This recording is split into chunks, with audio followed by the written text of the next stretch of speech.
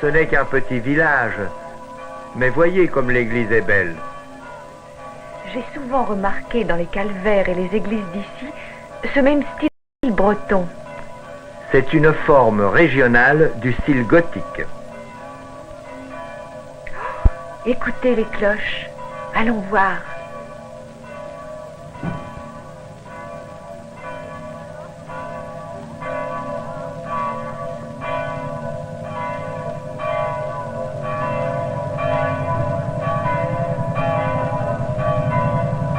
Regardez, je crois que c'est un mariage.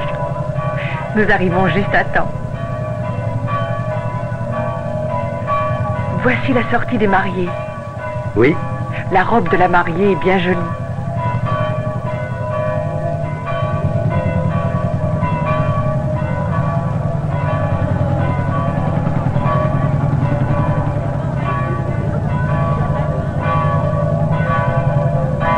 Où vont-ils ?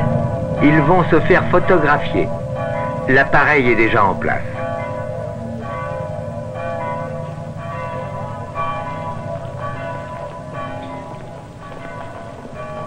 Venez voir. Le photographe dispose le groupe pour la photographie. Les mariés sont entourés de leurs familles et des invités. Oh, les petits-enfants, comme ils sont mignons. N'est-ce pas? Les enfants font toujours la joie des réunions de famille. Celle-là en blanc surtout, elle est adorable. Les Français aussi aiment beaucoup les petits-enfants.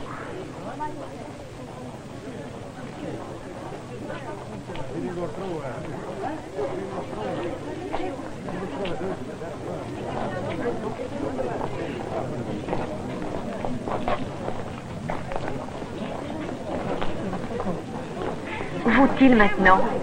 Le cortège se reforme. Ils s'en vont déjeuner. C'est un beau mariage. Maintenant qu'ils sont tous partis, nous allons voir l'autre façade. Elle est plus belle que celle-ci et vaut vraiment la peine que nous allions la voir.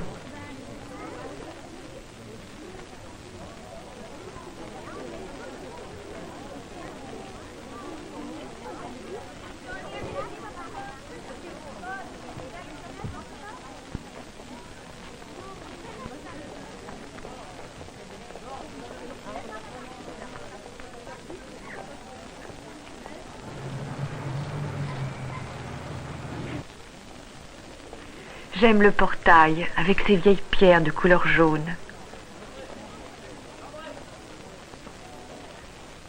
Avons-nous le temps d'y entrer? J'ai bien peur que non. Il est déjà midi. Si nous allions déjeuner. On fait de la très bonne cuisine ici à l'hôtel. Et je voudrais déjeuner avant de descendre à Sainte-Anne-de-Fouesnant. Où allons-nous, dites-vous? À Fouesnant. C'est la fête de Sainte-Anne, patronne de la Bretagne. Et cet après-midi, il y a un pardon autour de la petite chapelle de Sainte-Anne. Oh, alors dépêchons-nous.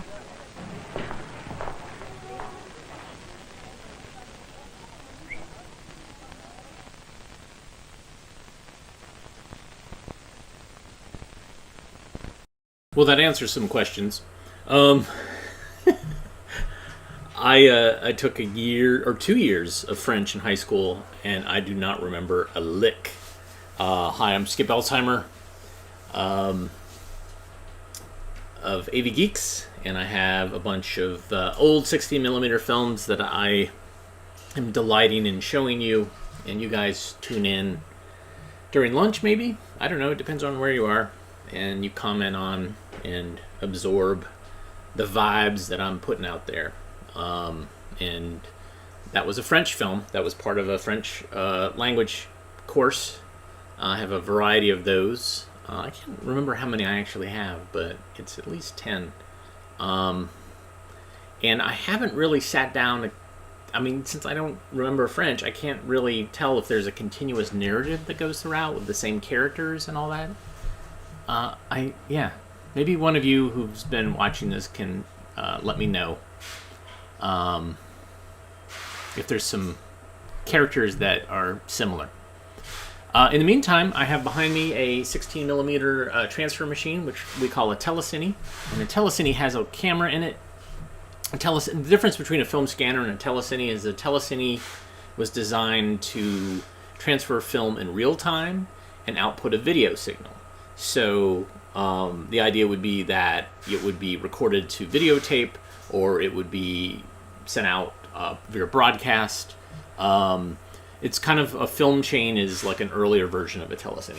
A scanner, on the other hand, doesn't necessarily create a video out. It is creating a file. And traditionally, it was creating, a high quality file, and it would, transfer a frame, one frame every so many seconds. So it was super slow. And also at the time, the data was too big to have one file for the entire film. So each frame was its own individual file. A lot of times it was a DPX or some sort of proprietary thing. So scanners, when you scan a film, you're actually not scanning directly to video. You're scanning to some sort of digital medium. There's an overlap now. So for example, the Blackmagic scanner that I have not only can save files, but it also has a video out. So I can also output video, although the quality is not as good. So there you go. More than you ever really wanted to know. In the meantime, so we've got a film that I haven't seen.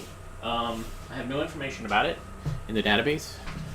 So here we go. It didn't have to happen. Enjoy.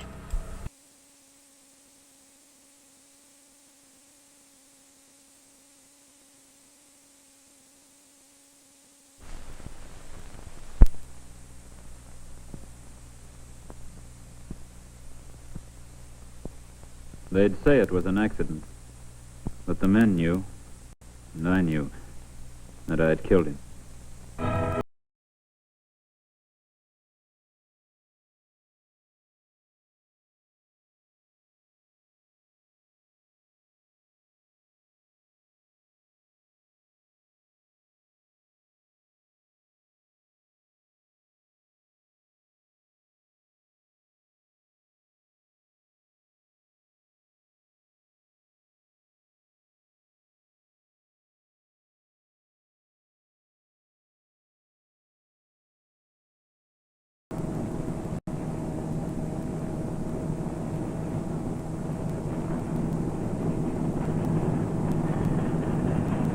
Our mill was an average one. The usual machines and the usual sort of men.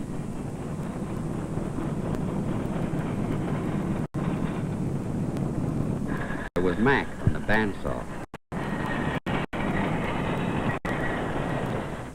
And Wilson boring his square holes.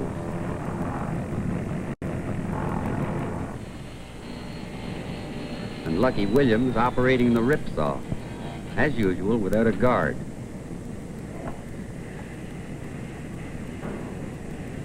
Williams didn't like guards, said he worked better without. He was inclined to be careless that way. The superintendent had to keep warning him, but it was hard to make Lucky understand. "My work's all right, isn't it?" he used to say. And it was.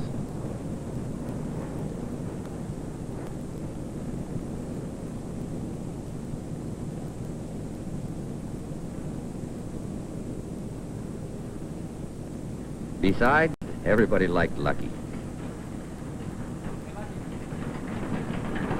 Hey, Lucky. What do you know? We got us a baby. 3 o'clock this morning. No kidding. That's great, Bob. Now you really got trouble, boy. You can say that again. Well, I don't see it's smoke period. Give me a cigar. Thanks. I'll settle for a cigarette.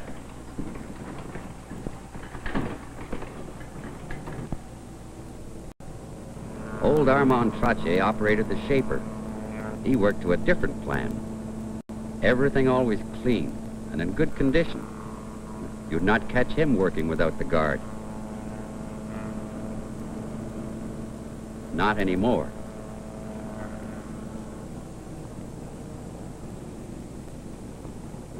And there was Len Ritchie on the jointer. As a rule, he was average careful. Jointer was a bit safer, perhaps, than some of the other machines. Still, she was designed to cut.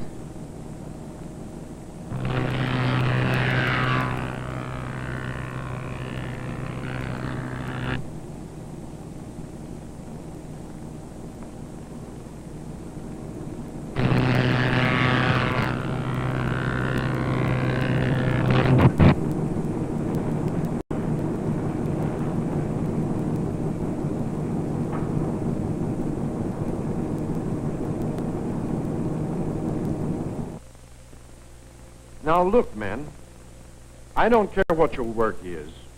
It's time we all took more care around our machines. Jointer's as good a place to start as any. Look at it. About as simple as you can get, isn't it? But it's got knives, and they're darn well meant to cut. Len was jointing this piece of wood. Just near the end, the knife struck this knot. The board broke, and Len's hand slipped off onto the cutter head. Now he's in the hospital. Could be worse. At least he hasn't lost any fingers, just the tips. Be laid up long? Doc says several weeks unless complications set in. That's tough. Don't worry, kid. He'll get compensation. 75% of his pay. Not bad for no work. I doubt whether you'd like it, Mike. He could be off for 10 weeks. If so, he'll only lose several $100, along with some sleep, some weight, and the ends of his fingers. I don't think any of you would like it. Anybody touched this since Len? Nobody has touched it, Bill.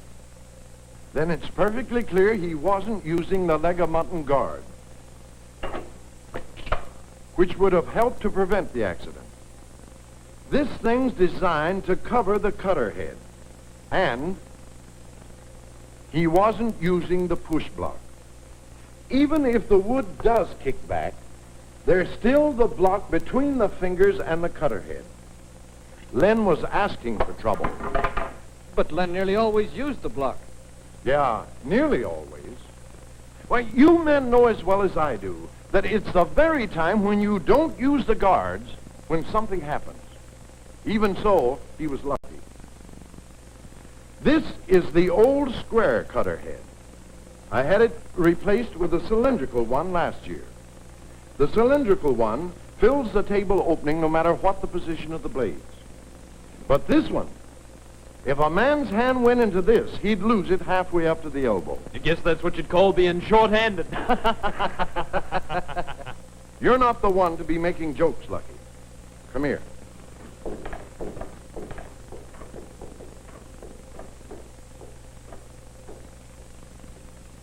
Nice and tidy. Guard's good and safe up here, too. This is no ornament, Lucky. And a rip saw is no toy. This guard does you the favor of keeping your hands off that saw. And another thing. That rim travels at about 200 feet a second. Now, suppose you're feeding a board through. The saw grabs and throws it back. That means this piece of wood starts back at about the same speed. So a hunk of wood hits you going the speed of a bullet. It tears into your guts. And if you don't die, you're all washed up as far as working anymore. Okay, Bob? Now, this is meant to help guard against kickback, too. You see these dogs? They slide with the wood, but dig in the second it starts back. The splitter here keeps the wood from binding. And another thing that helps, Lucky, okay, always work with your saw high, out of the table as far as she'll go. Now look, you've got it raised about 2 inches, right? Yeah, sure. Well, the general direction being traveled by the teeth as they cut now is this way, back towards you. That's the way she'll try to kick the wood. You've got to push against them.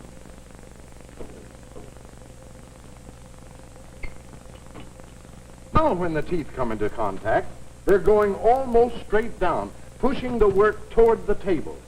Consequently, the chance of a kickback is lessened. Say, it should be easier, too. Sure. Why? Well, the saw's pushing the wood down, not back. So it should be easier to feed. That's right, Bob. Try it, Lucky, with the guard. Let me know what you think. Sounds like it might be easier at that. And safer. Don't forget the guard. It's just as easy to be careful before as after. Harmon here can tell you that. He's right, Lucky. I used to be pretty careless myself. Till one day, when I was just trimming a corner,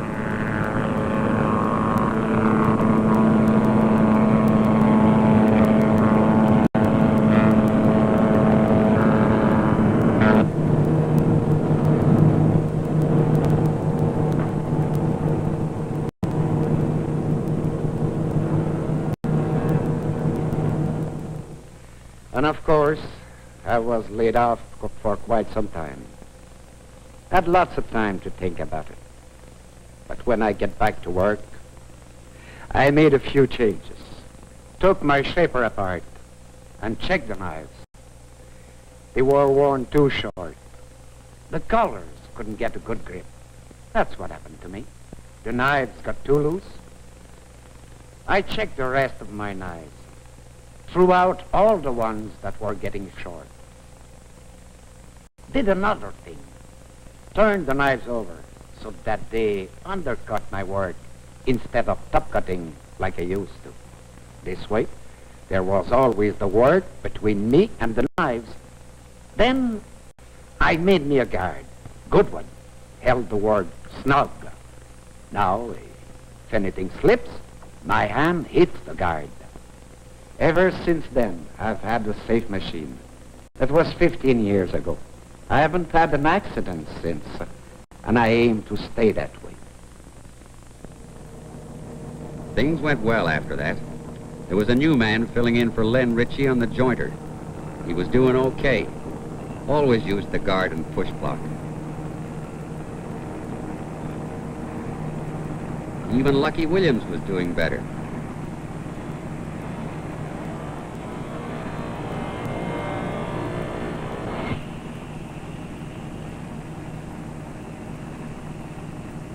Yeah, much better.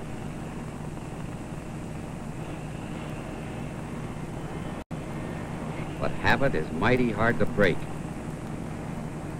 He was soon back to his old ways, fast and careless.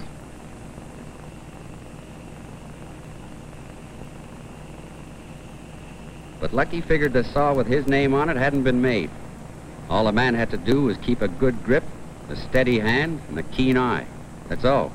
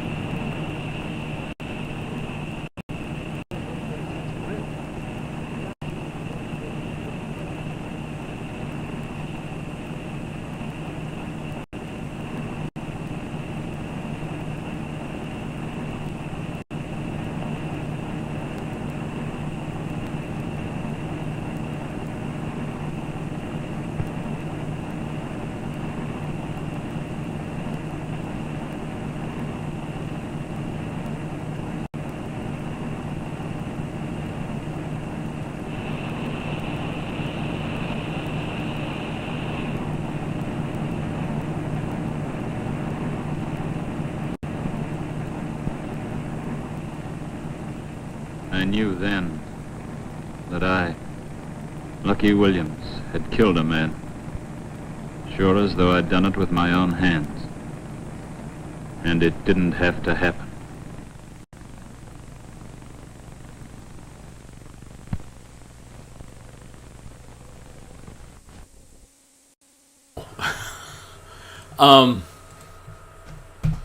I had not seen that film before. I did not know it was coming.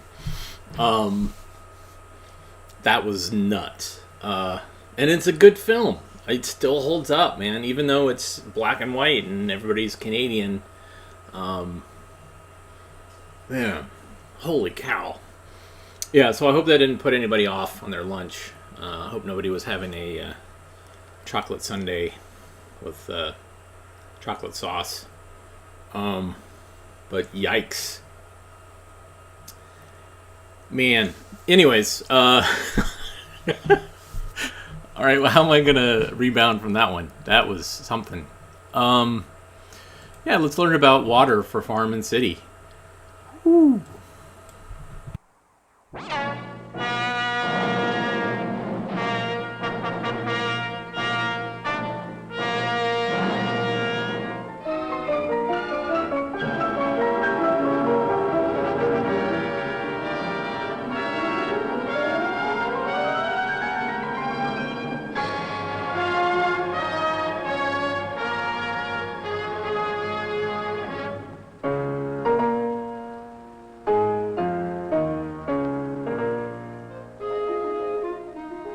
about water, don't you?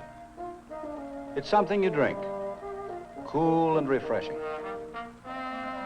Something you cook with, clear and bubbling. Something you wash in, clean and sparkling. Water can be fun.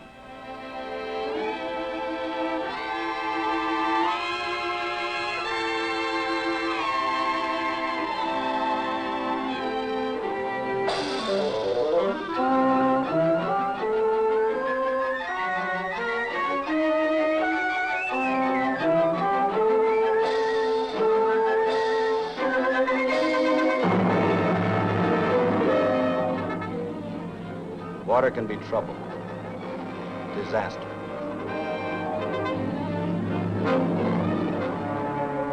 If its power is controlled, water serves us well.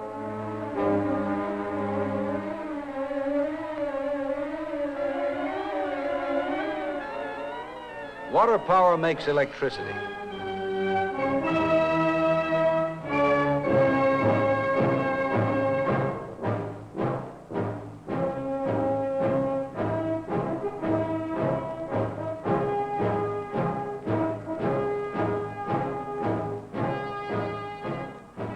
Electricity powers America's farms and industries. Water is industry's most important raw material.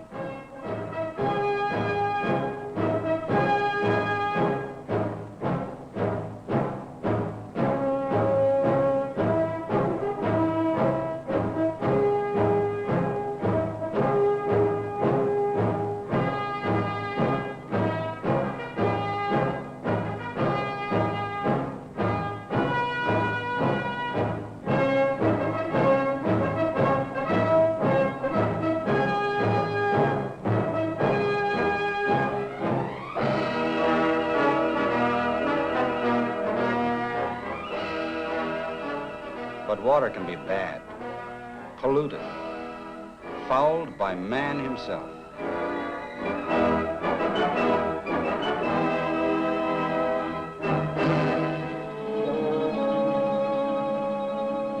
When properly managed, water provides homes and food for wildlife.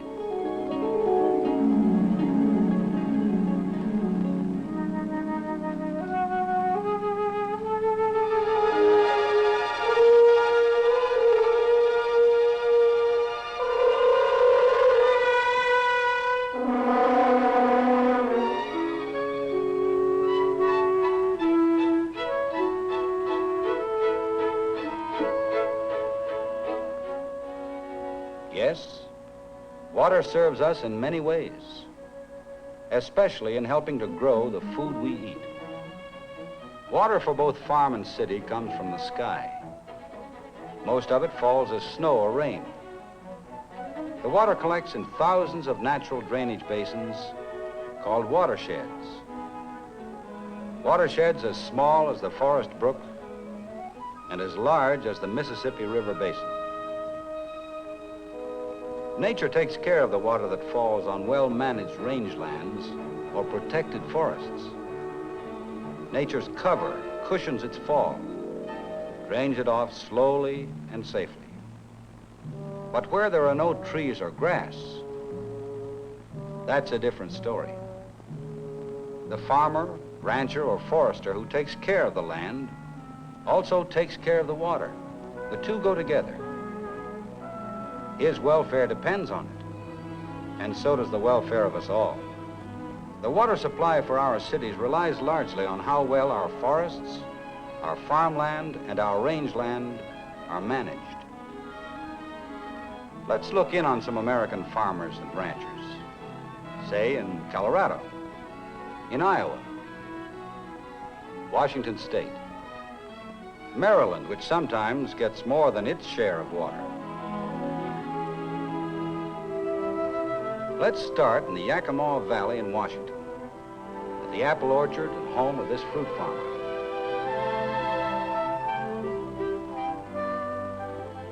It's a growing country with friendly people, but there's not much rainfall.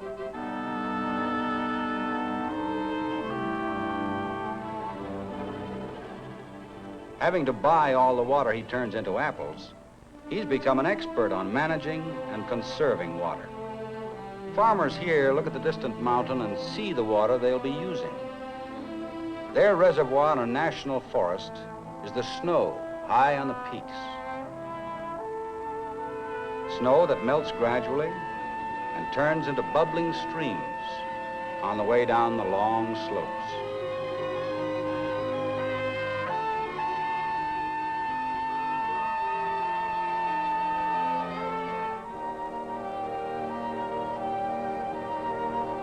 A lot of it is stored for power and for irrigation.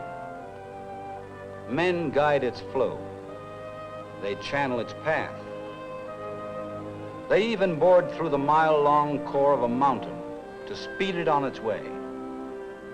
Mile upon mountain mile they bring water on an errand of life-giving.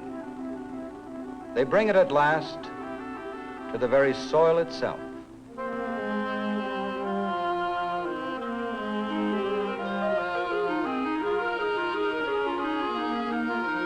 And snow blossoms into fruit.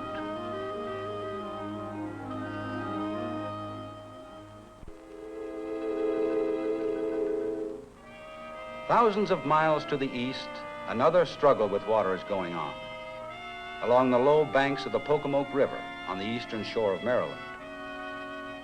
Here, as on many other flat lowlands of the country, flooding rains pile up water. Farmers have to cope with it sometime every year. But the crops here don't drown because this man gets rid of his extra water safely. He has a working conservation plan and through carefully designed drainage ditches, drains away just the right amount of water. It moves into larger ditches and then, through major channels, excess water moves to the sea. Now, this land provides tomatoes and other good things for the nation's tables. In the Midwest, the very center of the American breadbasket, is another farm and another farmer. He raises cattle and feeds them the corn, oats, and grass he grows on his place. You'd think water'd be no problem in the heart of some of the country's best farmland. That's what this farmer thought for a long time. Then he begins noticing things. After hard rains, he notices where his corn rows run straight downhill, so does his topsoil. He sees what a heavy rain can do to the peaceful little stream on his farm.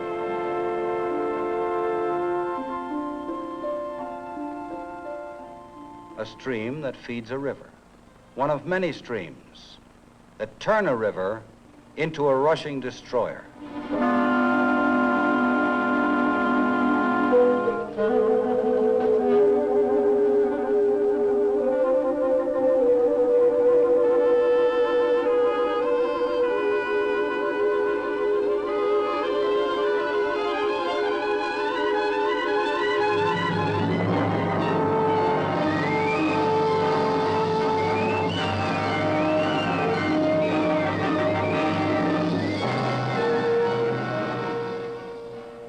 He notices, too, that the flooding stream left soil in its wake. His soil, washed from gullies ripped out of his own farm.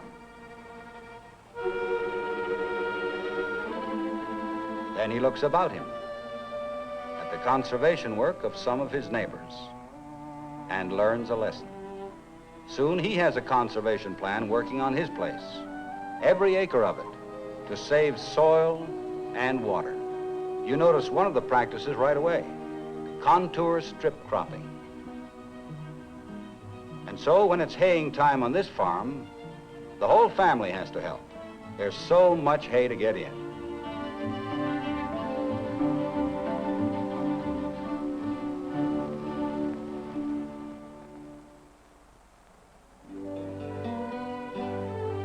No farmer in the nation faces a harder conservation job than the rancher.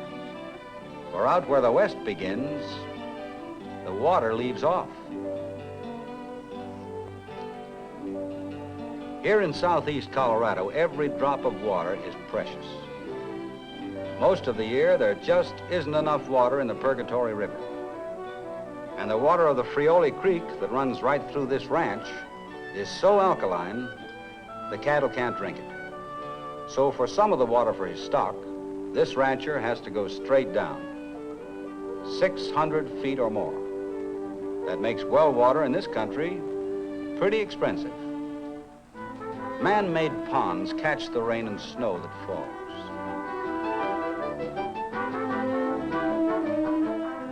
When beef cattle are turned into good steaks, it's because some farmer or rancher has turned soil and water into grass to make good cattle. In the summertime, he drives his cattle up onto the high mesa in search of grass watered by melting snows. This spreads his grazing, gives his winter range a rest and a chance for recovery. And all this is part of a program of wise land use. A program that assures farm and city alike of dependable supplies of water. And so it goes across the country. The managers of public lands and their partners, the American farmers, are the first guardians of the nation's water supply. By working together with the technical and financial help of local, state, and federal governments, watershed protection is helping the rest of us downstream. They are helping to prevent water from running wild, helping us to keep silt out of rivers, helping to ensure enough good water for living, for firefighting,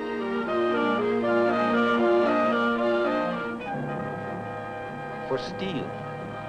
Enough water in the right place at the right time through the conservation of land and water.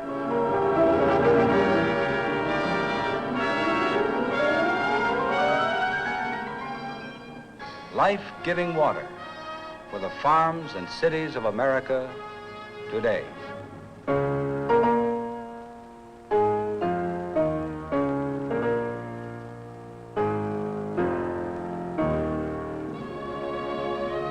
And enough water for her people tomorrow.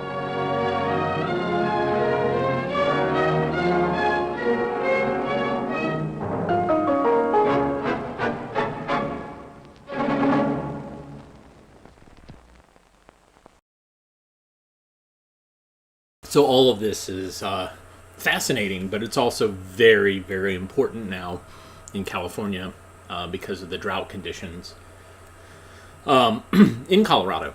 So, it's fascinating to look at this and then kind of realize, like, oh, yeah, this is kind of a big deal. This is a big issue. And, what is the water being used for? Is it almonds? Is that the best way we should be using it? And stuff like that. It's kind of interesting. I should say thank you, Amy. Amy got me some coffee, and you can support us with some delicious coffee at ko-fi.com/avgeeks. And you can also hit the thumbs up button or the like button, or there's ways to kind of say, like, hey, we're interested in what this guy is doing for lunch. So I have another film set up on the Telecine. It is not a Canadian safety film. I don't think. I don't know. Based on the title, I don't think it is. It's the title is The Little Blue Apron. So let's see. Let's find out, because I haven't seen this. So enjoy.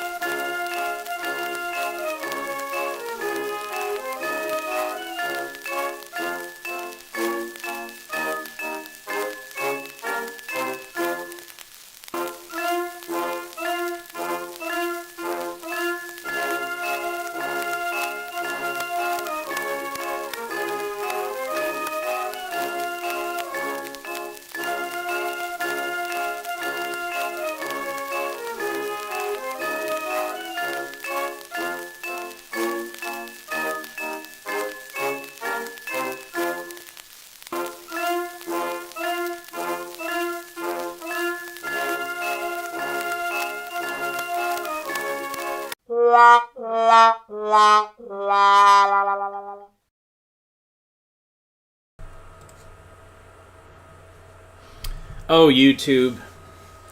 Who